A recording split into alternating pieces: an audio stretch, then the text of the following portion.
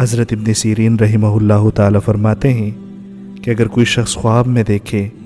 کہ دریا کا پانی روشن اور صاف اور مزیدار ہے تو یہ دلیل ہے اس بات کی کہ وہ بادشاہ پارسا اور عادل اور بڑے منصب والا بنے گا، اور اگر دیکھے کہ دریا کا پانی میلا اور گدلا ہے تو یہ دلیل ہے اس بات کی کہ بادشاہ فسادی اور ظالم ہوگا، اور اگر دیکھے کہ اس نے دریا کا پانی پیا ہے تو دلیل ہے کہ بادشاہ سے عزت اور مرتبہ پائے گا یا پوری دنیا سے نفع پائے گا، اور اگر دیکھے کہ دریا سے پانی لے کر مٹکے میں ڈالا ہے تو دلیل ہے کہ اسی قدر اس کو بادشاہ سے نفع حاصل ہوگا،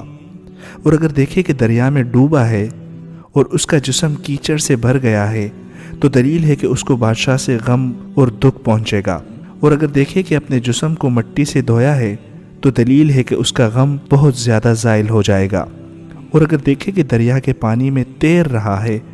تو یہ اس بات کی دلیل ہے کہ بادشاہ اس کو قید کرے گا یا وہ کسی معاملے میں قید ہو جائے گا، اور اگر دیکھے کہ دریا سے تیر کر نکلا ہے تو دلیل ہے کہ قید سے رہائی پائے گا، اور اگر دیکھے کہ دریا میں غرق ہو کر مر گیا ہے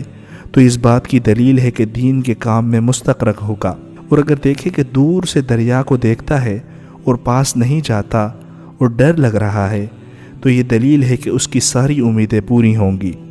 اور اگر دیکھے کہ دریا پر سے گزرا ہے اور اس کے پاؤں تر نہیں ہوئے